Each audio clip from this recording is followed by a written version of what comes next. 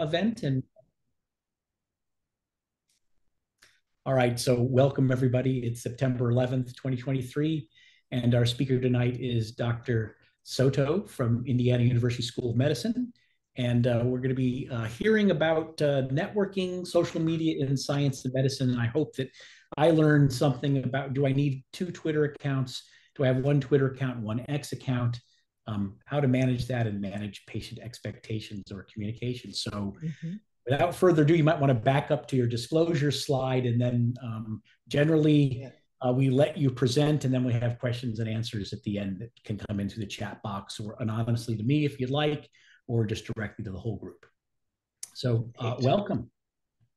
Well, thank you for inviting me. I would like to first start by pointing out that I am in Indiana, and in addition to inclusive excellence, we like to honor the traditional and ancestral lands of the Miami, Potawatomi, and the Shawnee people, and also recognizing that the campus displays a vibrant Black community in our area. I have nothing to disclose other than my opinions are my own. And as everyone else, I have lots of biases, even as an equity scholar. So these will come through today, especially as I just pointed out, I refuse to call it X instead of Twitter for reasons that are, I'm sure, similar to many other individuals. So we're going to talk today a little bit about networking and social media in science and medicine. And this is really part of, it's based on a paper that we published, actually a professional development program published called, based on tweets, likes, and shares, the power of social media and promotion of clinician educators.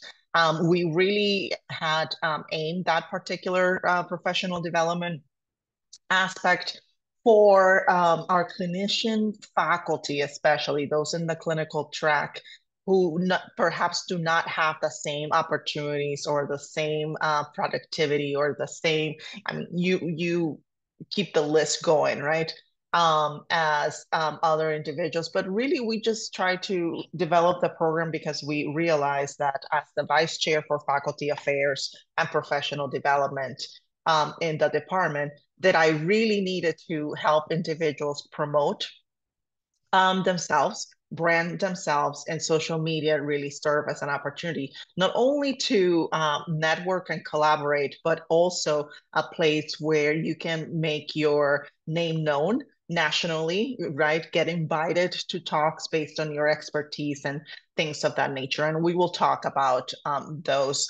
I assume that we have the chat function open. If it's not big of a group, Brian, I am more than happy to just entertain, conversations or questions as we go. But this is my first question, right? What do you perceive to be the benefits of using social media in academic medicine? You can put it in the chat. I think I can see those. I'll be very interested to hear that. And then if you can also add the challenges that you think are part of social media, then that would be great. The reason for that is so hopefully we can misspell and help in many instances as we go through the slides, so I know what to tackle based on these benefits and challenges. Let me see here. Can I see the?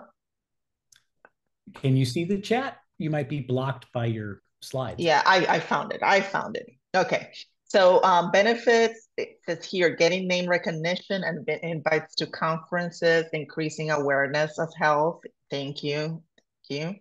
Help disseminate research findings and innovative programs. Absolutely. And how about some of those challenges as well?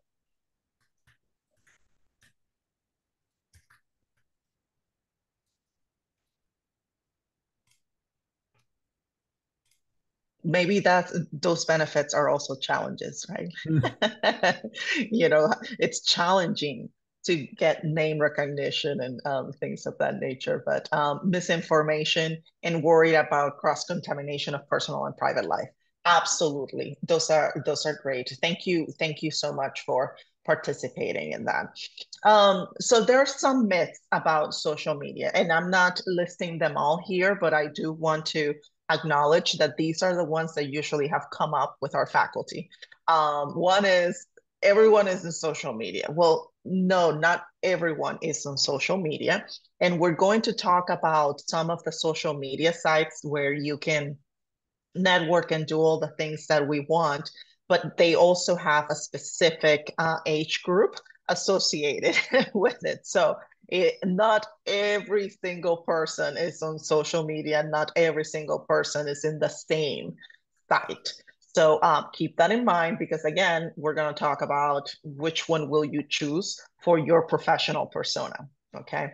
That is too informal for research. I have heard this from a lot of physician scientists, basic scientists that are really into the quantitative aspect and cannot think about the qualitative information that is available through social media, that it is a good opportunity for qualitative researchers, not only to reach out to participants as well as biomedical researchers, right?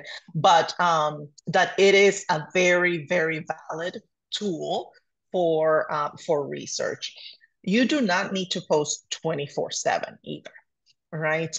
And many individuals have used the Twitter actually has scheduled posts where you can schedule your post for the full week. So if you feel that you want to post maybe once a week, and that's fine with you, that's great. If you feel like you want to post every day, you can actually sit down for those minutes that you have and actually schedule your posts for specific time of the day and you can keep going actually pretty far out, so even 3 months ahead.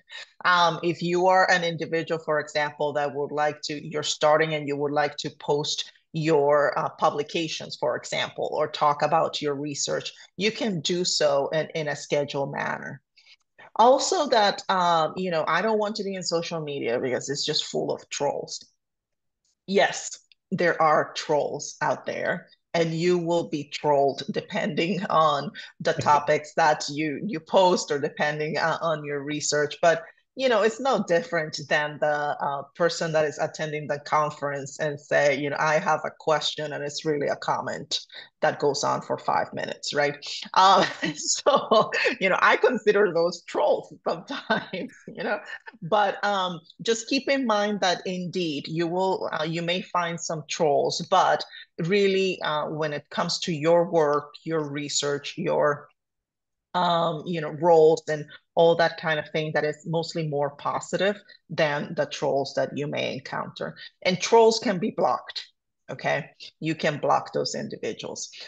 You must use every platform. This is obviously not true. However, it depends how you want to approach it, right?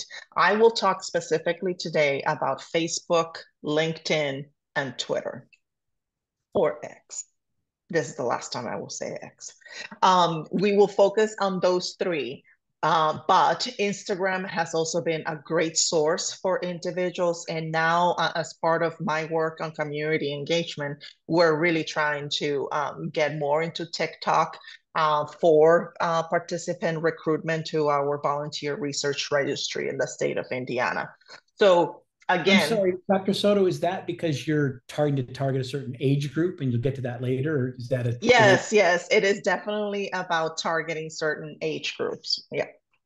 And we have the data to support some of these aspects. Okay. And then the last one is that is not measurable.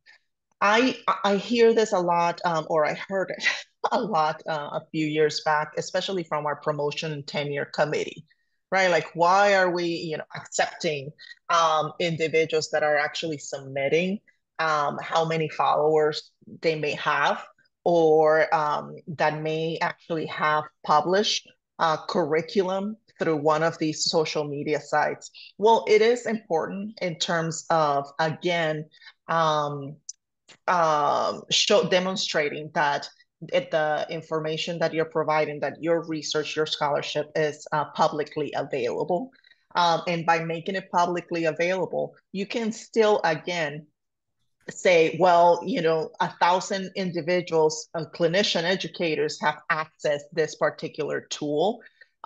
There are tools within Facebook and within LinkedIn and Twitter that actually help track how many views you have had for a particular curriculum or things of that nature. So you can always provide that information as part of alternative metrics or alt metrics. And I'll mention also how those may work in your favor. So it's also not all bad, right? Social media sites are powerful, especially when it comes to communication. And we will talk a little bit more about maximizing those opportunities based on your network, based on finding mentorship and collaboration, especially because, and again, my work also centers on equity in academic medicine. But for example, a lot of us faculty of color or from historically marginalized or underrepresented groups in medicine, we may not have the mentors in our institution, right? So this has provided another way to actually find mentorship and find collaboration in many ways.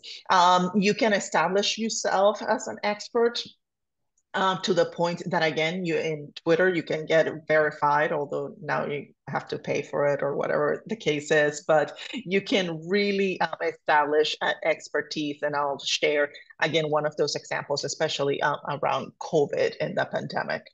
That you can build a national reputation. Again, the more followers that you have, the more I hope that your conversations are contributing to particular issues in a positive way and engaging in conversations in a positive way. And that actually comes through, and you can build a national reputation. And again, that for those individuals, again, this was more focused on promotion and tenure of faculty, that we can use all these to lead to promotion. Again, I do not know actually the criteria for promotion and tenure at UCI, but I can certainly attest that you probably are looking at emerging national reputation or a national reputation, that you have to demonstrate scholarly productivity, that you have to be invited, have invited talks or presentations at the national level, service with national organizations and things of that nature. So again, all these elements are clearly important for promotion and tenure, and you can build a lot from social media. So some of these benefits. So in the age of social media, this is truly an important tool for our faculty. And the advancement of science, health, and education, and the list goes on and on. The type of online conversations that share content can vary widely. And I suggest that you actually use social media as a way to, again, share journal articles, advertise your thoughts, think about your scientific opinions and making your scientific opinion known, post updates on conferences and meetings and things that you're doing, poster presentations, circulating information about other professional opportunities, because that also, for individuals that are looking for professional opportunities, they will see your post and think, oh, hey, I might want to go to UCI School of Medicine. And also, again, upcoming events. Google searches now represent the standard approach for searching faculty, right? I don't know if any of you saw Silk Soto is coming and you decided to Google Silk Soto. Hopefully the right links came through, like the faculty bio or things of that nature. But a lack of online presence, it really limits your visibility greatly. So even if it's you may ask why the university keeps asking you to update your faculty bio. It's really to your benefit as well, in terms of, again, talking about your scholarship, your areas of expertise, your niche, and all that. And again, social media provides another place to do that. So the benefits are to project your voice and reach a larger audience. Again, I'm in Indiana giving a talk at UCI. And Brian, I don't even remember how this came about. So something I'm reading magical your must paper. have happened. Okay, something magical must have happened, right? And in addition to that, it can improve research efficiency. One of the things that I didn't say, but I am director of All In for Health in Indiana, which is part of the Indiana Clinical Translational Science Institute. And one of the things that we do is health research literacy. And again, it is the initiative that houses the volunteer research registry for the state of Indiana. So all the time I'm using social media, especially the All In for Health accounts to improve research efficiency, to contact research participants, to contact the community.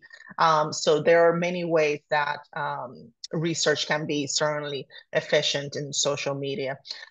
Building new relationships, opportunities for collaboration, it's also a great place. So if we're going to talk about hashtags, so for example, one of the hashtags that we will pay close attention to is hashtag MedEd. It is a hashtag that you can look at and see all the individuals that are clinician educators, all the individuals that are educators in academic medicine, and see what the conversation is about, and see who has a similar interest to you, and perhaps a DM will follow, and subsequently a collaboration. Again, you can track and improve scientific metrics and just listen and learn. It's another great space for that. Our infectious diseases division actually has great social media presence just simply for studying for boards and posting really not my thing, but sometimes I go to learn something, from the infectious diseases site on Twitter. Um, so the challenges is making it count towards promotion and tenure. It can be time intensive. The issues and errors can be magnified, especially in specific topics that might be charged, a little bit charged. It can be overwhelming to think about, all these sites and how you're going to, keep track of your brand. And it has potential for disseminating wrong information. I think one of you actually directed the misinformation challenge. And again, we saw a lot of that happening during the COVID pandemic. Professionalism. So I want to credit ACOG for having this YouTube video out there. And the reason why I bring up the professionalism is to talk a little bit about the personal versus the professional, okay?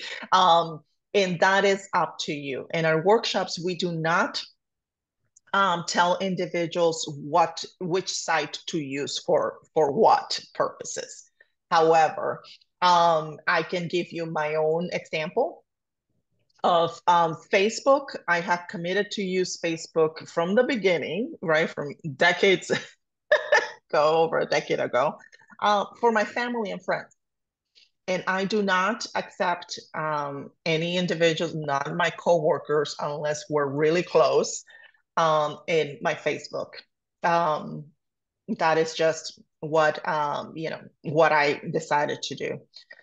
In terms of my professional, I professional persona, I use LinkedIn for the more formal things that I am posting. I use Instagram again for family and friends. I am a little bit more loose on who's a friend on Instagram because I'm not as committed to posting every day or things of that nature. And I really just post about, my kids kind of thing. For Twitter, though, I have chosen to use Twitter to have two accounts on Twitter. For Twitter, I have my SOTO research group, where I actually post, research recruitment or papers or things of that nature. I have to tell you that it's not very active at all. Mhm. And then I have my personal professional persona, and that I use to mingle with the two because of my work. So my work is an academic, it's on equity in academic medicine, faculty development, inclusive learning environments, organizational structures, and the intersection of research ethics with health equity. So all those are part of me. So when you go and see Dr. S. Soto, which I'll show you the Twitter handle in a second, you will see that it is me, right? That you can figure out what I'm all about just by going to that Twitter. So again, you choose whatever site makes sense to you. In terms of professionalism, you have to keep in mind that you should not necessarily mix your personal opinions with professional opinions, unless, again, they're part of your professional identity and you feel very comfortable doing so. I cannot tell you what's appropriate. I cannot tell you today that it will be okay to post whatever politician you are endorsing, or that the Or condemning, policies for example. or condemning, right? Or the policies, the state policies that might be, impacting you personally. I mean, that is up to you, but you can certainly post about or condemn policies that impact your professional work. Why not? So you have to check yourself really in terms of what will be okay for somebody to see. This particular example of ACOG is it's a physician who's being recruited, and she says to him, "Okay, I have all your letters and your references. Do you mind if I take a look at your online social media?" She was actually very nice in asking, "Can I look at your social media?" But you gotta bet that people are not asking if they can look at your social media. So again, just keep in mind, if there's any idea that or any question that will serve you well, is to ask yourself, am I okay with somebody pulling this information out and making it completely public? The example in this particular video is him on a, drinking with his buddies. So there are videos of him that he thought they were hysterical, that it was really, really funny to him, but it impacted him, right, years later, or maybe it was just a regular Thursday night for him. I don't know that part. So keep that professionalism in mind. You also represent the school, and that's why in all those you will see that you say you own your opinions, that your opinions are not associated with the institution if you really want to try to protect yourself. Now, don't ask me about the legality of this, right?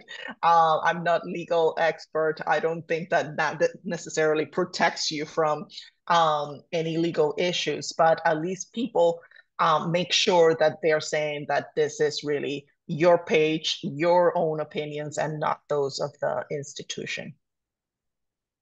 There were also a lot of lessons from the pandemic. And I will not go through all the lessons of the pandemic, but just to highlight our responsibility as faculty, as clinicians, healthcare providers, as the list goes on and on, um, of really encouraging trust by the community, trust in putting trust back in research and science.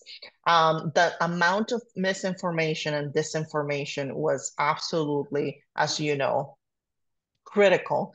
I do research on trust, and we just published a paper where it actually looks like the decline of trust in biomedical research and healthcare professionals. And obviously, it really impacts all of us as individuals that want to lead to health equality.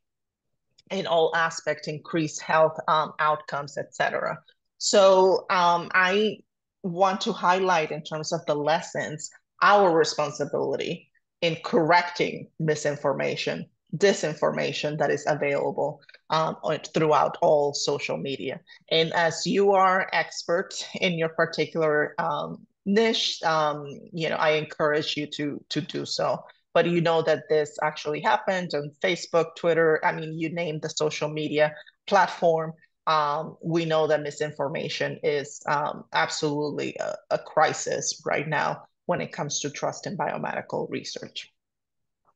I want to show you a framework here that you can tell me if it matches a little bit of what a clinician educator, for example, may look like. But how do you take social advantage of social media tools in order to impact promotion and tenure?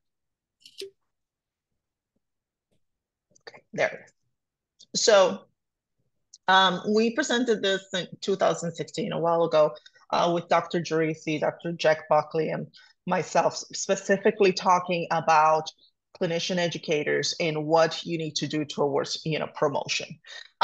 So we talked about education philosophy, curriculum development and instruction, evaluation and assessments, dissemination of the scholarship, mentorship and advising, establishing that national or international reputation, how to measure the successes, service and leadership, and then professional development, career planning. All these aspects have to appear in the dossier in one way or another.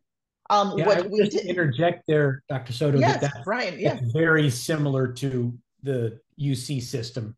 And the UC system is, UCLA, UC Irvine, UC San Diego, yes, all have a very similar system. So the perfect reputation, local and state, and then national, and then national, international, as you move up the ladder, that's exactly what you're talking about. Perfect. For those going to Associated Full, I just want to highlight also that we have the tricky word of sustained national reputation. And again, social media helps with the sustaining that reputation. So let me go through this circle and give you examples of how social media may help in all of these aspects. So let me start with education philosophy. In terms of education philosophy, individuals may be asked to write a philosophy statement, or maybe is embedded in your personal statement when you submit your dossier. Not many clinician faculty are familiar really in developing such statement about what practices they use for education, etc. I think partly, individuals have gone through some professional development associated with innovation and education. The individuals that also have masters in education or have been clinician educators for a really long time may have a pretty good idea, but for many others, it is a very hard one to get through. I always suggest that individuals go through, again, Facebook groups or Twitter hashtags to see what other educators are saying, to actually read a little bit about education literature, talking about theoretical and conceptual frameworks that may help them position their philosophy in a way that is really influenced and led through literature in these aspects. For the curriculum development and instruction, again, you might be developing health equity curriculum, or you might be developing a POCUS curriculum, whatever the case is. Again, we want to see these publicly available as another way to do that. It might be that you have developed a curriculum that doesn't fit a particular journal, right? That it might not be published in a particular journal. You can still demonstrate accessibility for individuals to reach that curriculum, and you can also demonstrate metrics that say, again, that individuals are using your particular syllabus, your particular curriculum for the intended goal. Evaluations and assessments, again, it might be that you are using social media to get ideas on evaluation and assessments, but also that you may put a product out there and you may want to advertise through social media to actually have an assessment done by your peers, which is something, again, that we have in criteria that specifically says peer-reviewed articles, right? So now we're saying, well, there are other ways for you to get peer review materials, and this might be another way to inquire individuals to actually do that for you. The dissemination and scholarship is pretty simple. Again, how many people actually read the journals? It's and the entire journal is rare these days, especially because we can pull from PubMed, or we can pull, specific articles.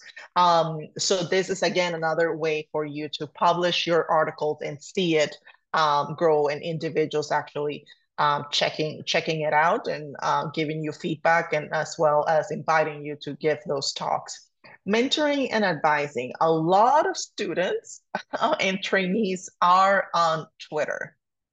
They are going to, and when I say students, I mean medical students, graduate students, etc., postdocs, other trainees.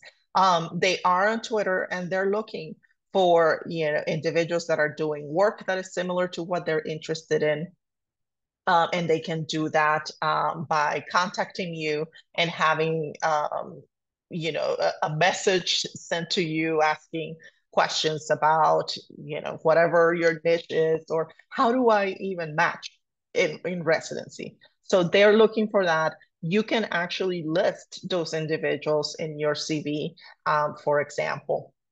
We talked about the reputation, measuring success through metrics, doing a little bit of career planning as well. So when you look at social media, you can find individuals that are really experts in your niche, individuals that maybe you look up to, and say, I want to be that person when I grow up. I want to, like that seems like the next role that I might be interested in. So this is another way to think about social media. Who am I going to follow? Who has a similar career path to me, and how I may emulate or even reach out for mentorship and advising.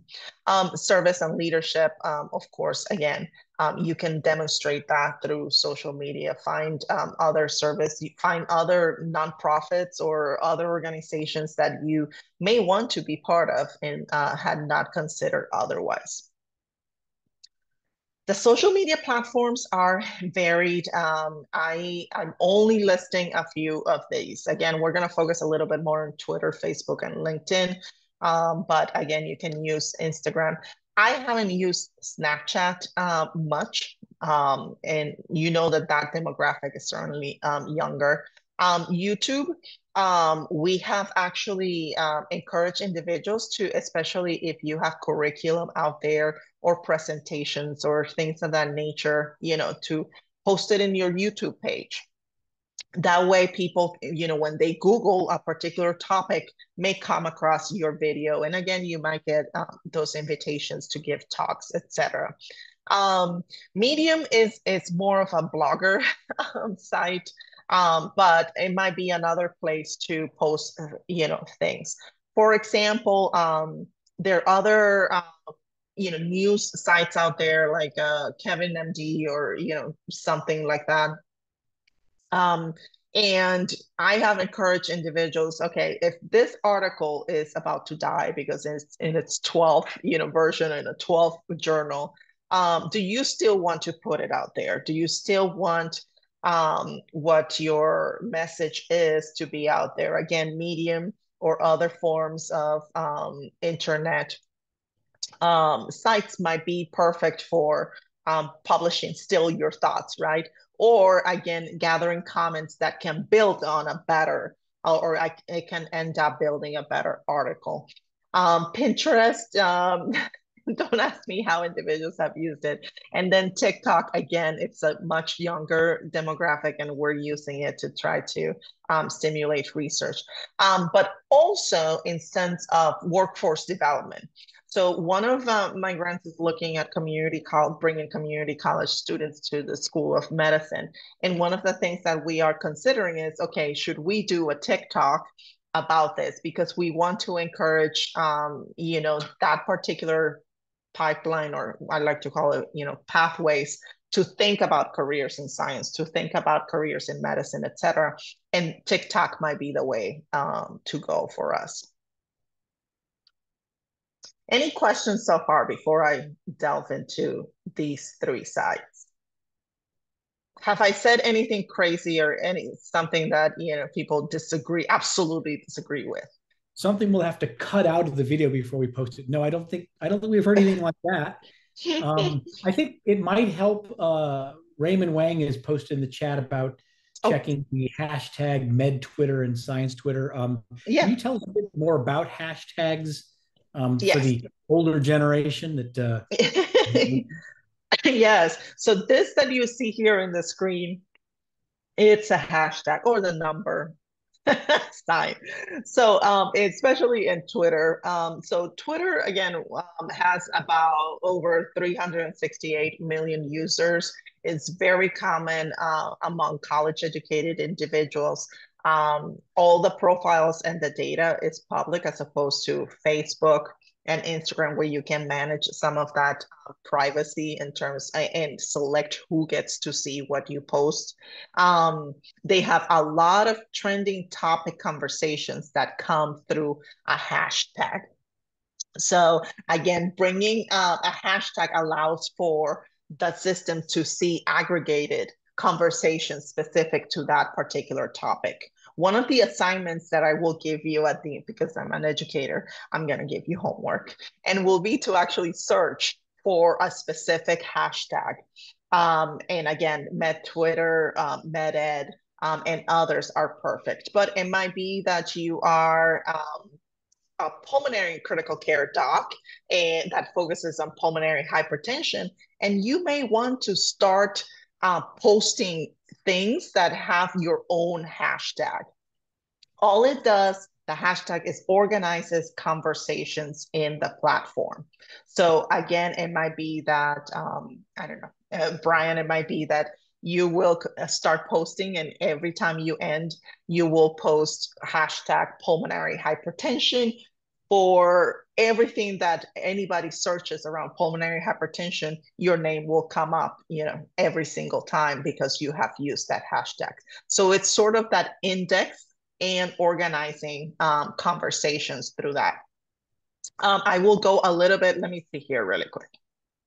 Yeah, I give the actual example of a hashtag in a second here.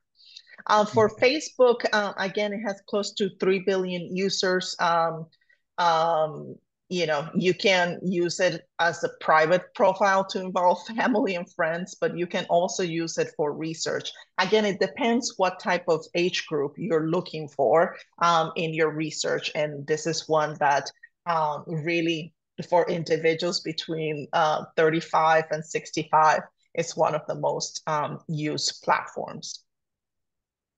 I don't think I need to expand much on Facebook, but you can also certainly find individuals that are presenting most likely their real identity, but that is still debatable. Okay, remember that I did mention trolls and bots at the beginning.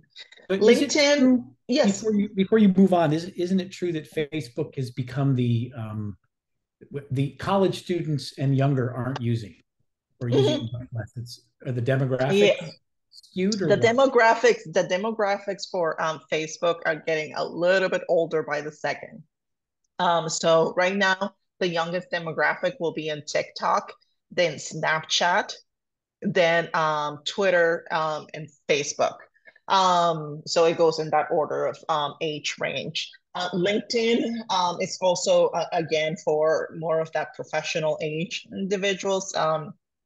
Not necessarily, obviously, you will not find college students necessarily there, but individuals that with a graduate or undergraduate. So it's a very obviously educated pool of individuals, and certainly older in nature. So this one, again, LinkedIn is individuals that have already their professional identity. And again, I did make a comment there about having the increased students and recent graduates coming through in LinkedIn. This is also a result of LinkedIn has also seen great growth in this Twitter X saga and other professional sites that have been struggling, but LinkedIn actually has seen an increase of individuals just trying to find another place to post about their work.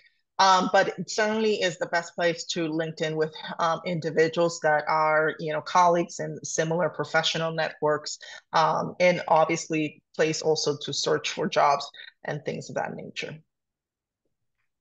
So I can't compare necessarily the tools in a way that would be extra beneficial to you.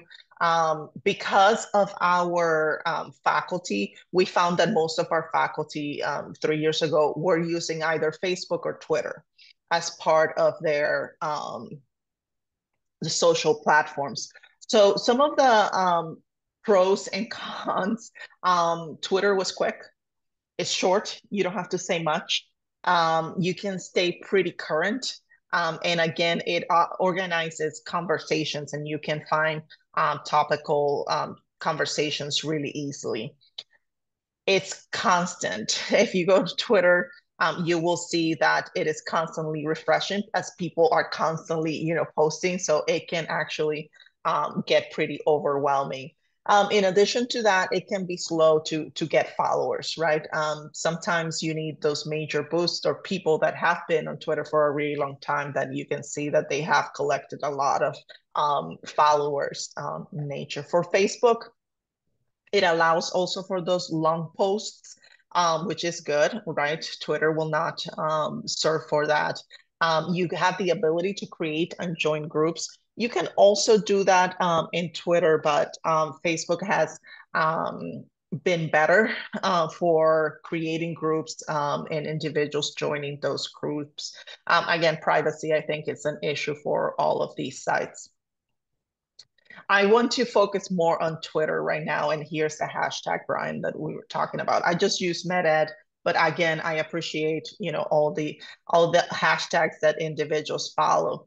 So here is a hashtag of MedEd, and you can see that our good friends here looked at MedEd from January 2012 to December 2022, and you can see here how the post increased substantially, now to the point that there were about 1.2 million posts or conversations related to MedEd in 2022. During the pandemic, there was clearly a great increase, as you can imagine, as people were looking for information, especially part of the this information that was coming through the medical community. Any more questions about the hashtags? Is there a site? Can you search for what are the hashtags in a particular domain? Yes, you can actually. There's a site called Simpler, and it's I'm gonna write here in the chat when I get a second. SYMPLUR, and I will try to, during our Q&A, I will bring up Simpler so you can see the hashtags, and you can do searches that way. Again, it will help, especially for all of you that are in a particular niche, to create your own hashtag. It's something that you can really keep posting under. So you are the lead, conversationalist on Twitter.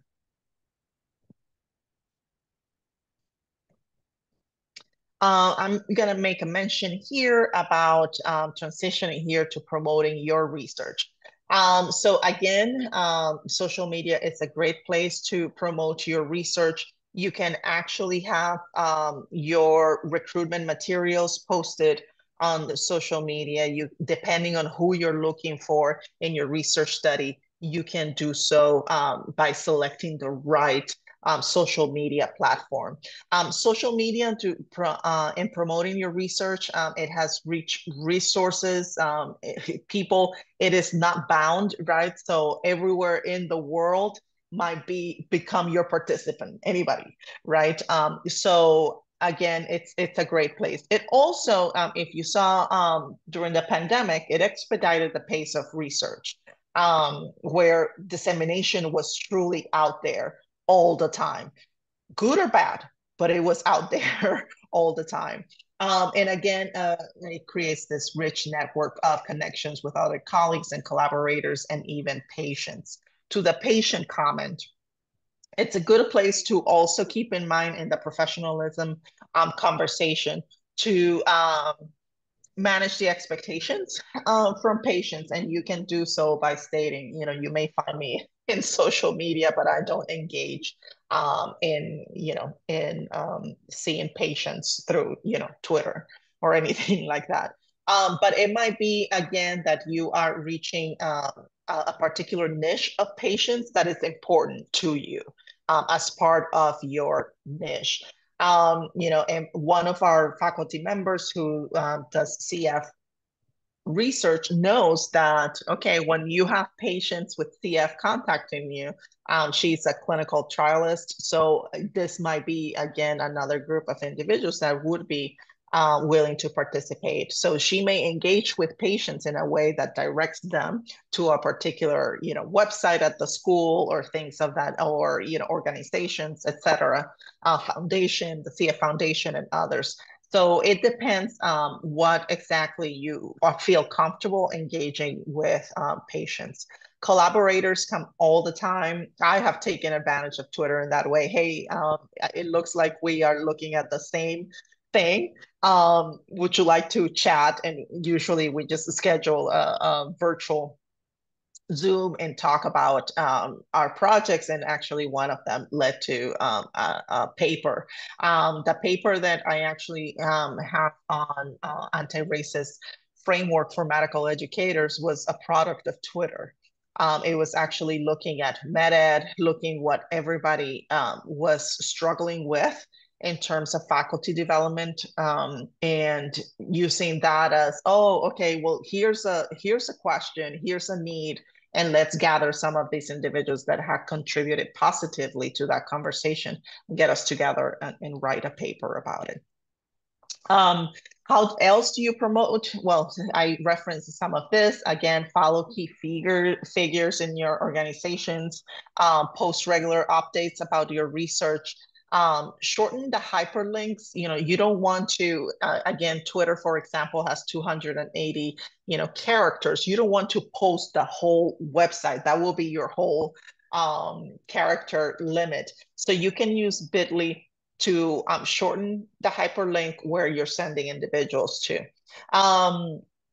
Provide links if you feel comfortable. If I feel comfortable, like I will in a second, I will show you, okay, follow me on at Dr. Soto if you would like to keep the conversation going. Altmetrics, I recommend that you actually talk to a librarian, your friendly librarian. I love librarians. They have a great way to actually capture these alternative metrics, especially when it comes to scholarly dissemination. So they can tell you what other sites have actually, reached, individuals have reached through to get to your papers and things of that nature. They're powerful. It also means omnipresence, and the existence in the smartphones is what makes all the difference, right? These are not platforms that you have to use your laptop, but the phone really helps. So this is what we say as the first act. Search a hashtag via Twitter and read the conversation associated with it. You can also create, again, a hashtag of your own, perhaps of your own research or whatever the case is, and you can actually start using it. I would say also that start liking. If you see a post that you like from an individual that you like or respect, there's a difference between like and respect. But because people can see, what you have liked and all that, but you can certainly start looking at those posts and start liking. follow people back. So if you have somebody who is now following you, it's not only nice to follow them back, but when you share your professional interests, certainly follow them in return, especially if they're, faculty at other institutions. It's an important step in making these conversations. Comment. So, you may not want to comment, but if you really want to battle the trolls out there, then you can contribute to the conversation in a way that is simply, respectful, and contributes to a positive and productive conversation. Your posts do not have to be super super powerful insights into a conversation. You can simply share articles, you can share thoughts, you can share obviously images and videos and all sorts of credible content. How you do that, it's up to you, but just remember that it helps your professional image. This is an example of things that have made it to Twitter for me. So again, I told you that I have two personas on Twitter. One is for the research group, and the other one is the one that I actually spend most of my time with, this Dr. Soto. I also use it for All In for Health, so you can see again what our All In for Health post looks like. And this was one of the latest recruitment post through social media. It actually yielded about close to 200 individuals in the first hour of this particular post, which is pretty great for that particular study. So I'm gonna stop right here in the interest of time. But here is my Twitter account, the Dr. Soto, and my email as well, if you would like to email me with any comments that you may have. I will stop here and I will look for that simpler site because I want to show you something. So I'll manage the questions at the same time as looking here for them. Okay, so we are a relatively small group, so feel free to just unmute yourself and ask a question if you'd like to ask the expert. I have a question. Thank you so much, yes, Dr. Soto, for your presentation. So for someone who's a very novice, how do you come up with the different hashtags? I know you mentioned that, but do you just come up and then you utilize them over and over in your different social media accounts, or do you use the same hashtag across all platforms? Well, I suggest that you stick to the same hashtag all across the platforms, because they serve the same purpose. Again, organizing the conversation, and the more that you actually stay with that particular hashtag, the more that people are going to start recognizing you with that particular hashtag. Now, here is the simpler site. Okay, it's showing my whole screen, but that's okay. So it's SYMPLUR, and it's a really cool site. Again, you can look at the particular conversations that are trending right now on Twitter. In conferences, when you must be familiar, right? When you're attending conferences, now they have hashtags too, and that's the way for the conference to organize conversations related to that particular year of the conference, etc. Then you can see here what diseases are trending. I hope that this gives you an idea of what people are talking about and how they have obviously tied their niche to that particular hashtag. And then there's other ones here, like National Doctors Day or Women's History Month or whatever the case is. But certainly this is a site that you can go and you can search healthcare hashtag, because one may already exist for your particular niche. And you can also, create additional hashtags, maybe with your name. Or I haven't seen many with names, but certainly niche and expertise areas that come up. It's a simpler, helpful. It also tells you what research hashtags are out there as well. And of course, like any good website, they would like you to join to get full use of the Of course, of course. use of the data. So with Of that, course. is there an expectation from patients that a clinician be on social media? And you briefly mentioned like you saying to patients, and I don't diagnose, treat, and leave me alone. Yeah. How does one manage that if you're a clinician? Yeah, that's again, you can make that statement when the patient contacts you. You can also send them back to your clinic, send them back to the site of your, hospital or whatever the case is. You can say obviously that for professional reasons, you're not giving advice through the platform, but you would be happy to refer them to, again, your particular clinic or scheduler or whatever the case is. But I say certainly tread carefully on providing any advice. And I think risk management and board licensing, the licensing board would agree with that. It is okay to send people to your clinics or to a particular location. It is okay to also refer in the sense of, oh, I have great, individual, great colleagues in this particular area. You may find them at University of California, Irvine, or, whatever. And again, providing, but try to refer individuals, away from expecting advice in your particular platform. I just use direct messages on, Apple Chat to get my Yes. And some of my colleagues are rolling their eyes. Yes, I know he bothers me.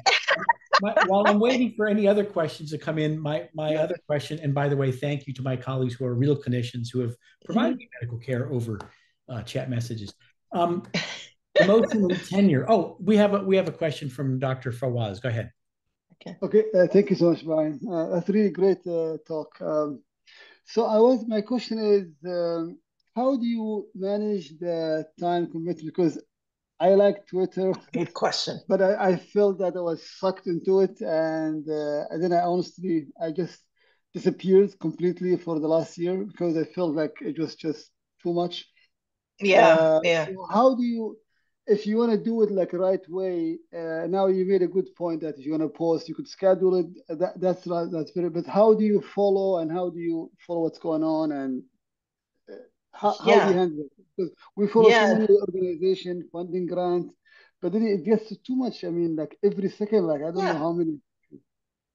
There's a lot, and it can be overwhelming. One of the things that I have suggested for individuals that have said, Silk, I want to really like have a presence out there, especially when it gets closer to promotion, right? So I have said schedule it.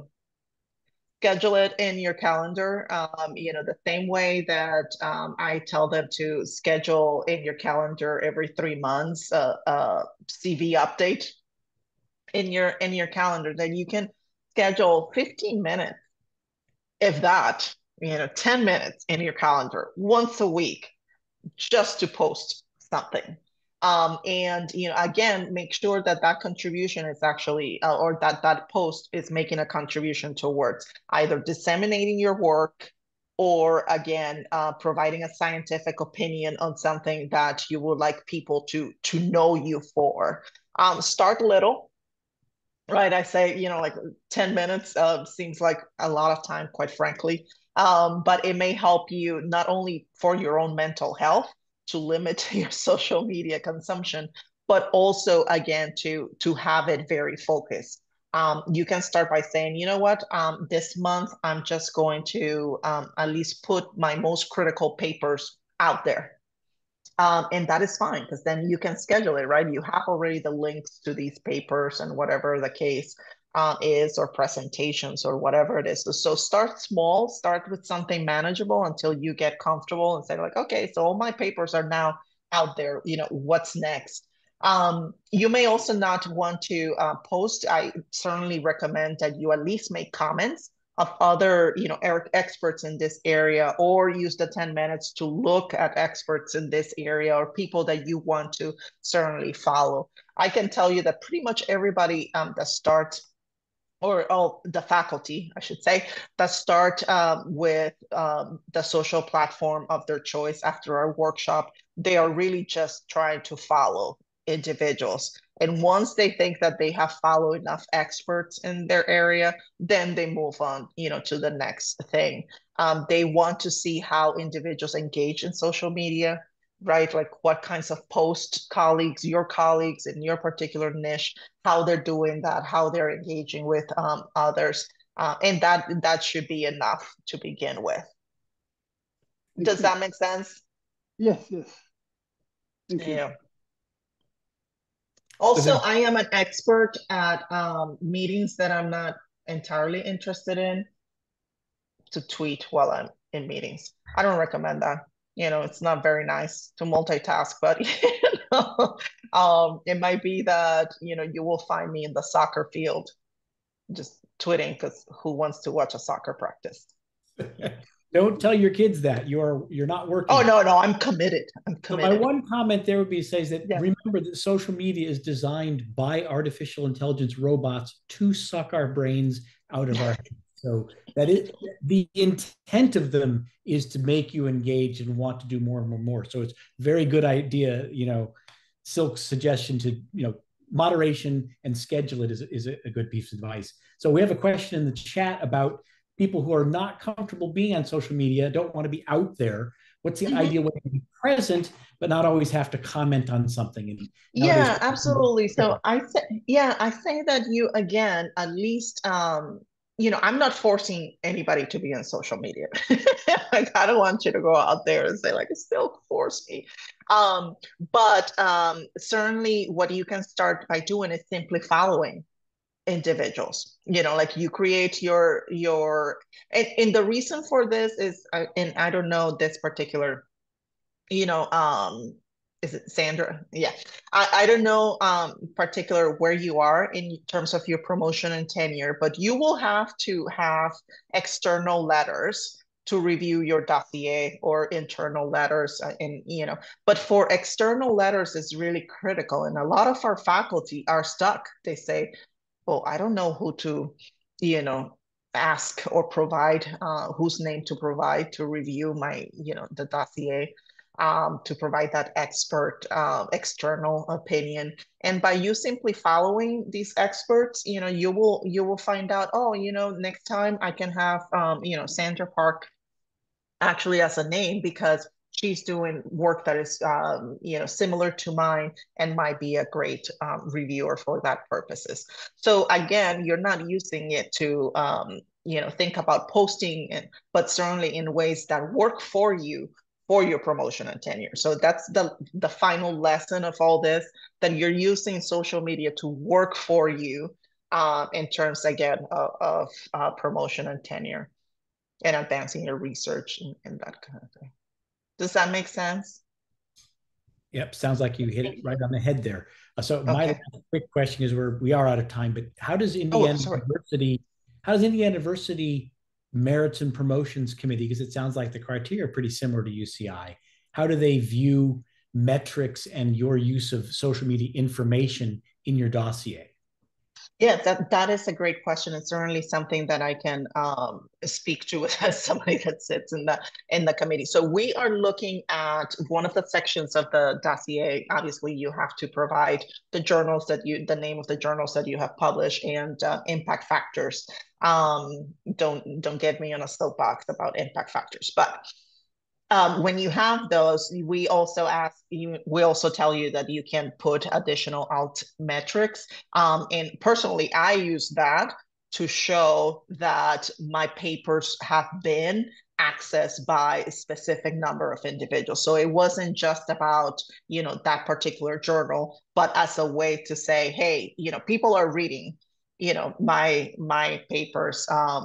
And there are many other things that librarians have put together through those alt metrics that help with that.